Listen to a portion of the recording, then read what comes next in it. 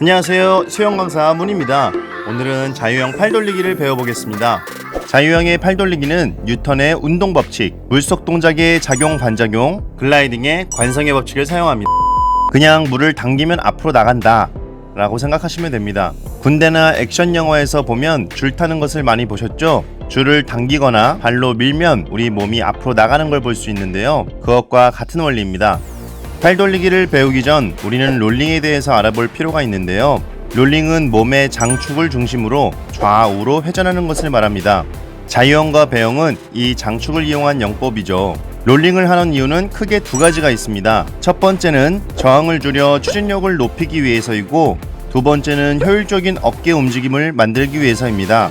보통 롤링 강습을 받으면 어깨 회전을 많이 하게 합니다. 그 이유는 효율적인 어깨 움직임에 직접적인 영향이 있기 때문인데요, 오늘 제 영상에서는 어깨보다 골반에 포커스를 맞춰보겠습니다. 처음 말했듯이 롤링은 몸의 장축을 중심으로 몸 전체가 좌우로 회전해야 합니다. 하지만 초보자분들은 어깨만 회전시키려는 경우가 많습니다.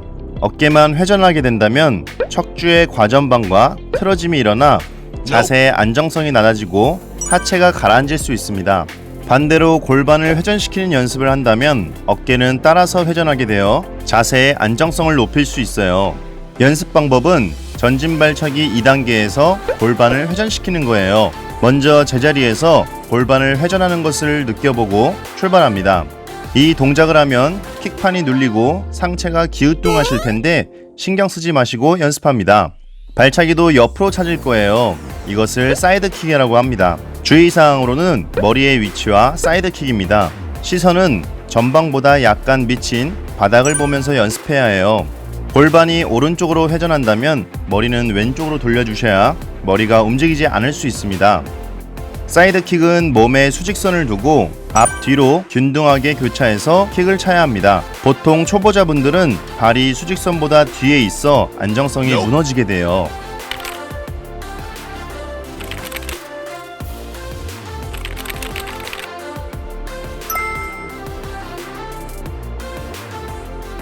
롤링을 익히셨다면 팔돌리기를 배워보겠습니다. 팔돌리기의 동작에는 물속 동작과 물밖 동작이 있습니다. 물속 동작에는 캐치, 풀, 푸시가 있습니다. 물속 동작을 천천히 보면 캐치 동작에 손목이 위로 꺾이지 않게 약간 힘을 주어 내리고, 풀 동작에 팔꿈치가 굽혀지지 않게 배꼽 쪽으로 내리면서 당기고, 푸시 동작에 손바닥이 천정을 볼 수 있게 하고 뒤쪽으로 밀어줍니다.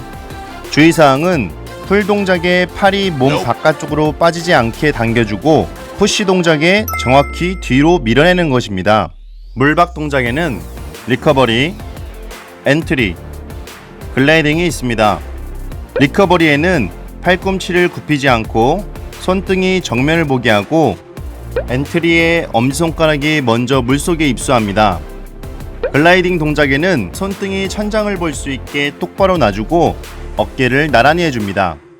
주의사항은 리커버리 시 팔꿈치가 접히거나 과도하게 힘을 주는 것이에요. 수영의 리커버리는 되돌아오다 라는 뜻도 있지만 휴식하는 의미도 있습니다.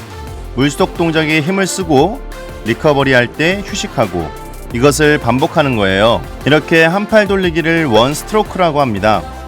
지금 배운 내용이 다소 생소한 단어가 들리고 어렵게 다가오시죠?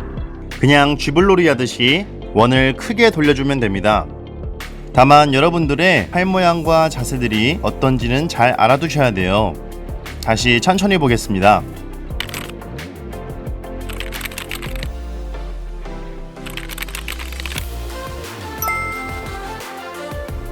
오른팔, 왼팔 모두 충분히 몸에 숙달될 수 있게 연습하세요. 여기서 궁금증이 생길 수 있는데요, 강사님, TV를 보거나 수영 잘하시는 분들을 보면 팔을 펴서 리커버리 하지 않고 꺾어서 하던데요, 어차피 나중에 꺾어서 하는 걸 배우면 그거 먼저 배우면 안 되나요?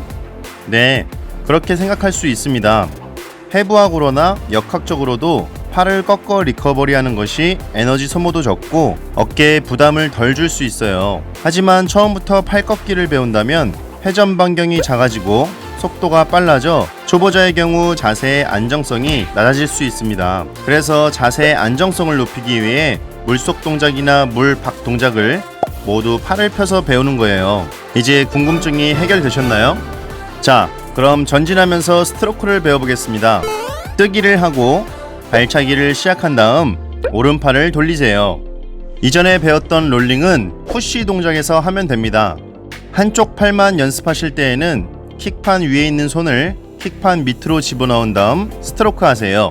손목이 위로 꺾이는 것을 방지하고 물 잡는 느낌을 더 잘 느낄 수 있습니다.